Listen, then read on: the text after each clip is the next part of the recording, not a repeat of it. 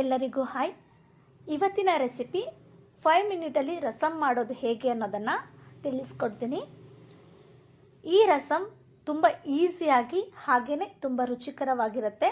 ಅಲ್ಲದೆ ಅತ್ಯಂತ ಕಡಿಮೆ ಪದಾರ್ಥಗಳನ್ನು ಬಳಸಿ ನಾನು ರಸಮ್ ಮಾಡ್ತಾಯಿದ್ದೀನಿ.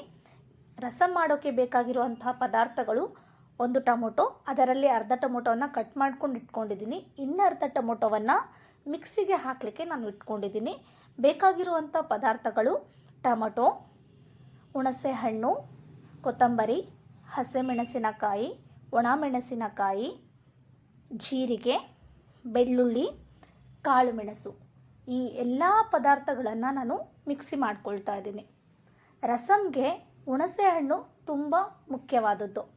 ಯಾವುದೇ ರಸಮ್ ಮಾಡುವಾಗ ನಾವು ಹುಣಸೆ ಹಣ್ಣನ್ನು ಬಳಸಿದಾಗ ರಸಮ್ ತುಂಬ ರುಚಿಕರವಾಗಿ ಬರುತ್ತೆ. ರಸಮ್ ಅಂದರೆ ಸ್ವಲ್ಪ ಹುಳಿಯಾಗೇ ಇರುತ್ತೆ, ಹಾಗಾಗಿ ಹುಣಸೆ ಹಣ್ಣು ತುಂಬ ಮುಖ್ಯ. ನಂತರ ಒಲೆ ಮೇಲೆ ಒಂದು ಪಾತ್ರೆಯನ್ನು ಇಟ್ಕೊಳ್ಳೋಣ. ಪಾತ್ರೆ ಕಾದ ನಂತರ ಎಣ್ಣೆನ ಹಾಕ್ತಾ ಇದ್ದೀನಿ. ಈಗ ಎಣ್ಣೆ ಕಾದಿದೆ. ಎಣ್ಣೆ ಕಾದ ನಂತರ ಸಾಸಿವೆಯನ್ನು ಹಾಕ್ಕೊಳ್ತೀನಿ. ಈಗ ಸಾಸಿವೆ ಚಟಪಟ ಚಟಪಟ ಅಂತಿದೆ. ಎಣ್ಣೆ ಕಾದಿದೆ. ಈಗ ಕರಿಬೇವನ್ನು ಹಾಕ್ಕೊಳ್ತೀನಿ. ಕರಿಬೇವು ಹಾಕಿದಾಗ ಘಮ ತುಂಬ ಚೆನ್ನಾಗಿ ಬರುತ್ತೆ. ಈಗ ನಾನು ಮೊದಲಿಗೆ ಕಟ್ ಮಾಡ್ಕೊಂಡು ಇಟ್ಕೊಂಡಿರುವಂಥ ಅರ್ಧ ಟೊಮೊಟೊವನ್ನು ಇದಕ್ಕೆ ಹಾಕಿ ಚೆನ್ನಾಗಿ ಮಿಕ್ಸ್ ಮಾಡ್ಕೊಳ್ತಾ ಇದ್ದೀನಿ. ಒಂದೇ ಟೊಮೊಟೊದಲ್ಲಿ ನಾವು ರಸಮ್ನ ರೆಡಿ ಮಾಡ್ಕೋಬೋದು. ಬಿಸಿ ಬಿಸಿ ಅನ್ನಕ್ಕೆ ರಸಮ್ ತುಂಬಾ ಚೆನ್ನಾಗಿರುತ್ತೆ. ನಮಗೆ ಟೈಮ್ ಇಲ್ಲದಾಗ ಅರ್ಜೆಂಟ್ಗೆ ಏನಾದರೂ ಮಾಡ್ಕೋಬೇಕು ಅಂದರೆ ಈ ರೀತಿಯಾಗಿ ರಸಮ್ನ ರೆಡಿ ಮಾಡ್ಕೋಬೋದು. ಈಗ ಟೊಮೊಟೊಗೆ ಸ್ವಲ್ಪ ಅರಿಶಿಣವನ್ನು ಹಾಕೋಣ. ಅರಿಶಿಣ ಹಾಕಿ ಸ್ವಲ್ಪ ಬೇಯಿಸ್ಕೊಳ್ಳೋಣ. ಅದಾದ ನಂತರ ರುಚಿಗೆ ತಕ್ಕಷ್ಟು ಉಪ್ಪನ್ನು ಹಾಕೋಣ. ನಾವು ಯಾವುದೇ ಒಂದು ತರಕಾರಿಗಳಿಗೆ ಉಪ್ಪನ್ನು ಹಾಕಿದಾಗ ಅದು ತುಂಬ ಚೆನ್ನಾಗಿ ಮತ್ತು ಬೇಗನೆ ಬೇಯುತ್ತೆ. ಈಗ ಅದನ್ನು ನೀಟಾಗಿ ಮಿಕ್ಸ್ ಮಾಡ್ಕೊಳ್ಳೋಣ. ಟೊಮೊಟೊ ಜೊತೆ ಅರಿಶಿಣ ಹಾಗೆಯೇ ಉಪ್ಪನ್ನು. ಟೊಮೊಟೊ ನೀಟಾಗಿ ಬೆಂದ ಮೇಲೆ ಎಣ್ಣೆ ಬಿಟ್ಕೊಳ್ತಾ ಬರುತ್ತೆ.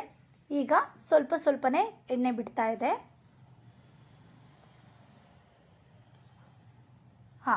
ಈಗ ಇದಕ್ಕೆ ನಾನು ರುಬ್ಬಿ ಇಟ್ಟಿರುವಂತಹ ರಸಮ್ ಮಾಡಲಿಕ್ಕೆ ಬೇಕಾಗಿರುವಂತಹ ಪೇಸ್ಟನ್ನು ಇದಕ್ಕೆ ಹಾಕ್ಕೊಳ್ತಾ ಇದ್ದೀನಿ.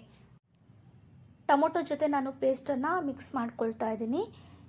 ಚೆನ್ನಾಗಿ ಮಿಕ್ಸ್ ಮಾಡ್ಕೊಂಡ ನಂತರ ಇದು ಸ್ವಲ್ಪ ಕುದಿ ಬರುತ್ತೆ. ಅದಾದ ನಂತರ ಎಣ್ಣೆ ಬಿಟ್ಕೊಳ್ಳುತ್ತೆ. ಈಗ ಬಿಸಿ ಅನ್ನಕ್ಕೆ ಸಾಂಬಾರು ಮಾಡಲಿಕ್ಕೆ ಆಗದೇ ಇರುವಂತಹ ಸಂದರ್ಭದಲ್ಲಿ ತುಂಬ ಈಸಿಯಾಗಿ ನಾವು ಈ ರಸಮ್ನ ಮಾಡ್ಕೋಬೋದು.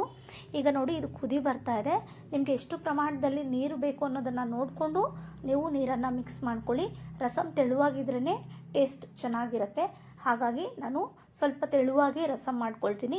ಈ ರೆಸಿಪಿ ನಿಮಗೆ ಇಷ್ಟವಾದಲ್ಲಿ ಲೈಕ್ ಮಾಡಿ, ಕಮೆಂಟ್ ಮಾಡಿ, ಶೇರ್ ಮಾಡಿ. ಹಾಗೆಯೇ ನಿಮಗೆ ಗೊತ್ತಿರುವಂತಹ ರೆಸಿಪಿಯನ್ನು ಕಮೆಂಟ್ ಮಾಡಿ, ನಾನು ಅದನ್ನು ಕೂಡ ಟ್ರೈ ಮಾಡ್ತೀನಿ. ನೀವು ಇದನ್ನು ಟ್ರೈ ಮಾಡಿ ಹೇಗಿತ್ತು ಅನ್ನೋದನ್ನು ತಪ್ಪದೇ ಕಮೆಂಟ್ ಮಾಡಿ. ಮತ್ತೊಂದು ವಿಡಿಯೋಗಾಗಿ ನಮ್ಮ ಚಾನಲ್ನ ನೋಡ್ತಾರೆ, ಸಪೋರ್ಟ್ ಮಾಡಿ.